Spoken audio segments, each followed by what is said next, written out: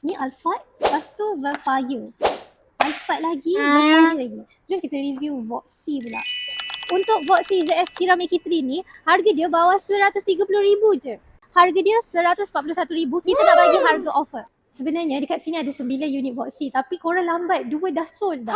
Daripada kereta yang saya tengah duduk ni, sampailah ke belakang tu, semuanya spek Toyota SZ. Kerusi ni kalau duduk memang selesa, siap ada armrest. Lepas tu dekat bahagian bawah ni ada kita punya leg rest tau. So boleh control dekat bahagian tepi. Korang nak lunjurkan kaki ke atas macam ni pun boleh. Infotainment dia besar. Lepas tu touchscreen je. Bahagian atas pun roof color warna hitam. Yang ni memang premium. Kita nak bagi off 4,000 diskaun. Korang boleh dapat warranty daripada Toyota 5 tahun tau.